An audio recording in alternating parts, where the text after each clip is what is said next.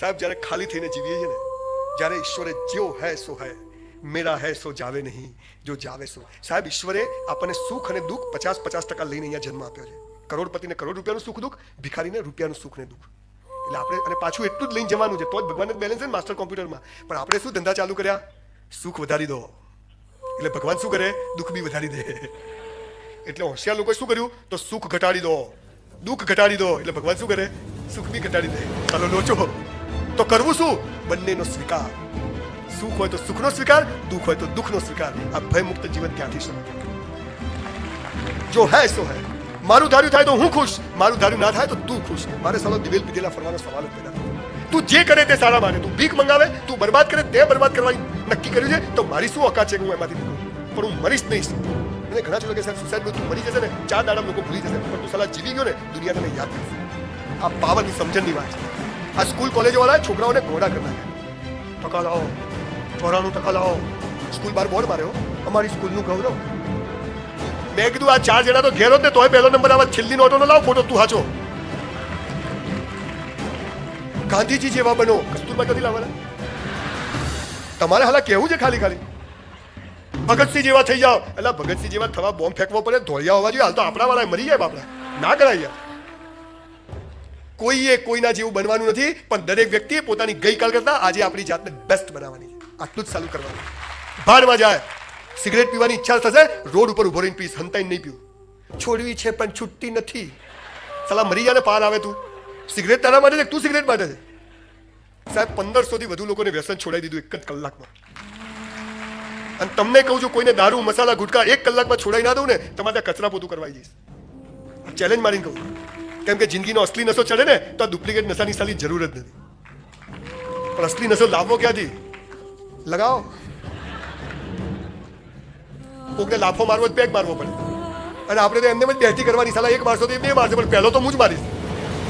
આ પાવર આવી જાય. જો હૈ સો હૈ. મારું મોત પણ ઘટના નક્કી છે. આ સમજ આવી જાય. મારા કરતા એના પ્લાન મોટા છે. માણસ મસ્ત જીવી શકે, પણ એને સવારથી સાંજ સુધી સહેજ ખુશ થયો નથી. તો જોર કેવો છે? અને એટલે તમને બધાને સાયકલ આવડે છે. સાલી પહેલી વાર જ્યારે સાયકલ શીખીએ ને, તો સાલી પપ્પા ગમે એટલી પકડે, ખાલી નમી જ જાય. એમ થાય સાલું વિમાન સહેલું છે, પણ હા કરું છે. અને પછી આવડી જાય, પછી હાથ છૂટા, પછી દાંત બી છૂટા. Over confidence. આ સાયકલ ચલાવવાની વાત બહુ મહત્વની વાત છે. અમેરિકામાં 1 કરોડપતિ માણસે બહુ નુકસાન કર્યું. તો રેલવેના પાટા પરથી ઉઈ બૈરી બી જતી રહી. તો જતું રહે. આપણા તો ના જાય. તો નુકસાન કર્યું એટલે બૈરું તો જતું રહે. આપણે તો બિચારું મંગળસૂત્ર કાઢી નાખે, લો આ વેચો, તમારું કોઈ ભલું થતું હોય તો આપણે સુખી જઈએ. આ દેશની તાકાત છે. તો પેલો કરોડપતિ માણસ, આ તાકાત શું છે? વિવેકાનંદ જ્યારે શિકાગોની ધર્મ પરિષદમાં લેક્ચર આપીને બહાર ગયા ને, મને યાદ કરાવજો. પેલા નુકસાન કરી વાર્તામાં તમને કહેવાની છે. તો પેલો વિવેકાનંદ બહાર નીકળ્યા એટલે એક ધોળિયાએ પૂછ્યું, આપકો કેસા લગતા હૈ? આપણા તો પેલો પૂરમાં તણાતો હોય ને, તો કે આપકો કેસા લગતા હૈ? એટલે એને બહાર કાઢતું. સારું જ લાગે છે. ત્યારે વિવેકાનંદને એક ધોળિયાએ પૂછ્યું કે શું બાવા જેવા કપડાં પહેરો, જરા સૂટ બૂટ પહેરો, પર્સનાલિટી પડે. ત્યારે વિવેકાનંદે બહુ સરસ જવાબ આપ્યો હતો કે તમારા દેશમાં તમારા કપડાં ને જૂતા તમારું વ્યક્તિત્વ નક્કી કરે છે. મારા દેશમાં મારા સંસ્કારો ને મારી સંસ્કૃતિ મારું વ્યક્તિત્વ નક્કી કરે. એ શું રોમ તો યાર બોલો હારું બાપુ, બીજું તો ચીલ લેવા છે. પેલા કરોડો રૂપિયાનું નુકસાન, 10 કરોડનું નુકસાન થયું, પાટા પર જઈને હુઈ ગયો. ટ્રેન સામેથી આવે ને, એવામાં અમેરિકાનો એક કરોડપતિ માણસ, સફેદ કપડાં, બૂટ, વ્હાઈટ કપડાં, રોક ફેલર જેવો એક માણસ ત્યાંથી આવ્યો. હે શું થયું? એટલે ઇંગ્લિશમાં કીધું. એટલે નુકસાન થઈ ગયું. મને શું આવડતું નહીં ઇંગ્લિશ બાપુ, અને તમને નહીં જ આવડતું હોય, આપણે એમાં પડવું નથી. એટલે પેલા કીધું કે એમાં શું કે અરે 10 કરોડ પેલા ખિસ્સામાંથી ચેકબુક કાઢી, 5-5 કરોડના 2 ચેક લખ્યા કે લે. પેલો કે સાલો મને મારી પર વિશ્વાસ નહીં, અને મારી પર વિશ્વાસ છે. ઘણી વાર જીવનમાં ગામને આપણા પર વિશ્વાસ હોય, પણ આપણને આપણી પર નહીં હોતો. પેલો ઊભો થયો, બાપુ ભગવાન તમારું. પેલો કે જા મજા કર. પેલો તો ગયો ઘેર જઈ અને ભગવાનના મંદિરમાં 2 ચેક મૂક્યા. અને આપણે શું કરીએ? સીધા બેંકમાં. સાલો ફરી જાય તો લઈ જ લો હાલ. એને મૂક્યા. એને શું કીધું કે મેં આટલું બધું નુકસાન કર્યું, તો હું એક પ્રયત્ન કરું, અને જો વધુ નુકસાન થશે તો આ ચેક વટાઈશ. એને ચેક મૂક્યા. મહિનો, 2 મહિના, 3 મહિના, 6 મહિનામાં સાહેબ બધું સીધું પડવા માંડ્યું. અને એના નુકસાનમાંથી બહાર આવી ગયો. એને તરત પેલા ચેક લીધા. આપણે તો વટાઈ દઈએ, મારું મારા બાપનું, તારા મારો ભાગ. પેલો ચેક લઈ અને સીધો ગયો પાછો. અને સવારે પેલો સફેદ કપડાવાળો માણસ ત્યાંથી કે હે જેન્ટલમેન, હાય ગુડ મોર્નિંગ. તો કે બાપુ એવામાં પાછળ 4 પોલીસવાળા પેલી ગાયો પકડવાનું પાંજરું આવે ને એવું લઈને આવ્યા, અને પેલા સફેદ કપડાવાળા માણસને ટાંગા ટોળી કરીને ફેંક્યો અંદર. તો કે હે, અરે કે આ તો ગોળો છે, જેને તેને ચેક વાલ દેજે રોજ. બસ હું તમને ચેકો હાલવા આવ્યો છું બાપુ, બીજું મારું કોઈ કામ નથી. મારી કોઈ વાત, કોઈ શબ્દથી કદાચ કોઈના જીવનમાં કંઈક પરિવર્તન આવે. આજે જો કોઈ વ્યક્તિના ત્યાં ગયો હતો, તેની મમ્મી એમ કીધું કે સંજયભાઈ તમે આને ના મળ્યા હતા, છોકરો સુસાઇડ કરવાનો, તો મને આજે ખબર પડી. એટલે મને એમ થયું કે આ કામ હું ચાલુ રાખું, કદાચ આનાથી લોકોના જીવનમાં પરિવર્તન ચોક્કસ આવે છે. અને શબ્દોની તાકાત છે કે જે માણસને માર પણ ખવડાવે ને માલ પણ ખવડાવે. હું તમને ગાળ બોલું, તમે લાફો મારો, સરસ મારો, તમે તાળી મારો, તો શબ્દની તાકાત છે. હવે મારો વિષય શરૂ કરો. આ તો મેં તમને કહો ના પ્યારેનું ટ્રેલર બતાવ્યું. પિક્ચર હવે શરૂ કરું છું.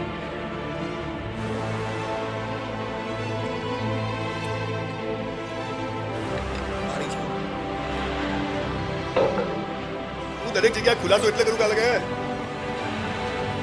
અને પછી તો જે જોર જોરથી બોલે બાબુ. હાલે 31 હતી તો કચ્છ કરવા પાટીદાર સમાજ મહેસાણામાં સેમિનાર હતો રાત્રે. એક ભાઈ કે બાપુ કેમ લીંબુ પાણી જતા જપી જાય ને, અને બંધી છે ગુજરાતમાં, પણ બંધી હોય એમાં તો આ સારી મજા છે. જીવનની 4 અવસ્થાઓ છે મિત્રો. ગીતા, કુરાન અને બાઇબલ ડીપ સ્ટડી કર્યા પછી એક કોમન વાત જેવું સમજો, અને દુનિયાભરના લોકોએ જેને અનુસરણ કર્યું. કોમન વાતોની વાત કરું, બબાલોની વાત નથી કરું. આ કોમન વાતો કહી છે કે જે ઈશ્વર અલ્લાહે જ્યારે પૃથ્વીનું સર્જન કર્યું ત્યારે માણસને કીધું કે તું આમ જીવ, હું તને બધું આપીશ. પણ એક ધ્યાન રાખજે કે તારા જીવનની 4 અવસ્થાઓ. પહેલું છે તારો ધર્મ, બીજું છે પૈસા કમાવા, સક્સેસ થવું, ત્રીજું છે પ્રેમ થવો, લગ્ન થવા, અવર સેક્સ્યુઅલ લાઈફ, અને ચોથું છે મોક્ષ. હે મનુષ્ય, પહેલું ને છેલ્લું તું કરજે, અને બીજું ને ત્રીજું મારી પર છોડી દેજે. આપણે શું ધંધા ચાલુ કર્યા? આ બે હું કરું, આ બે તું કર. દિવેલ પીધેલા ફરવાના. જેના ખેતરમાં, જેના ઘરમાં બેઠા છો, એના નિયમો નહીં પાડો તો બનવાનું નથી.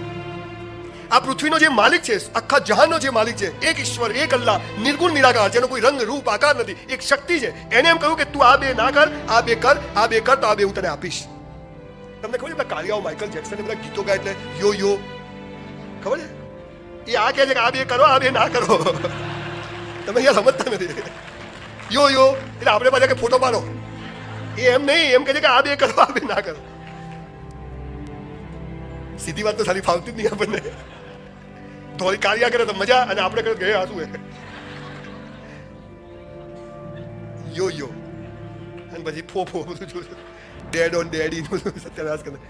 જીવનની 4 અવસ્થાઓ છે, બહુ જલ્દી પતાવું છું. પહેલું છે ધર્મ, જે આપણે કરવાનું છે. બીજું છે પૈસા કમાવા, ત્રીજું છે લગ્ન થવા, આ બે ઈશ્વરના હાથમાં છે, અલ્લાહના હાથમાં છે, અને ચોથું છે મોક્ષ, જે આપણા હાથમાં છે.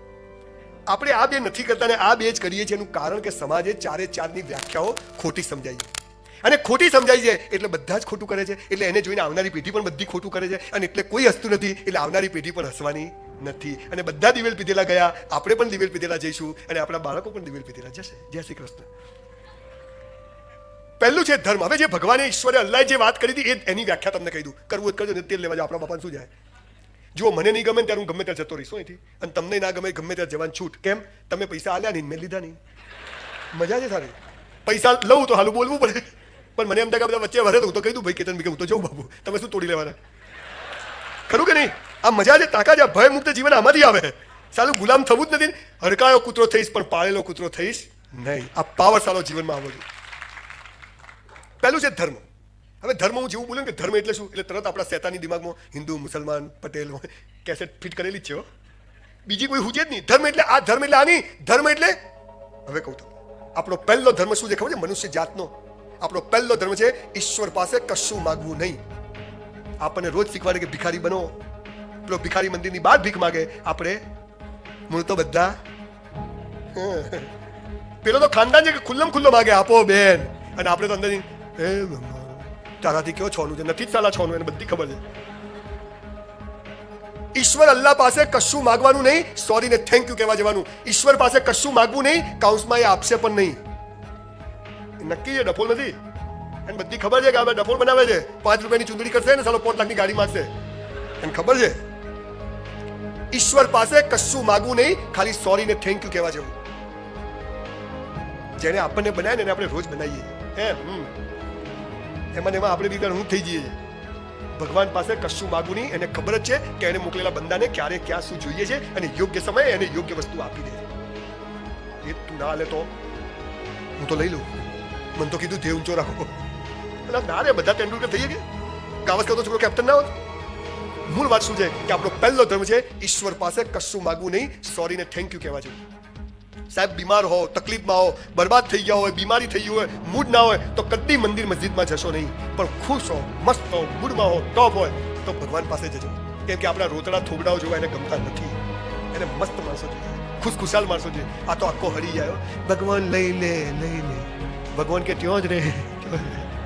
તને સાલા ઉપર લઈ જઈને કરું છું, ત્યો ચેપ લગાડે બધા. સાલા અમારી માંગે પૂરી કરો તો ક્યાં ચાલુ? એ તો ભગતસિંહને લે, વિવેકાનંદને લે, મીરાબાઈને, તમને મને લઈ જઈને કરે શું? બોલો. આપણે તો ત્યાં બી ક્યાંથી આવી નોટ મેં આવી તો મોકલી નથી.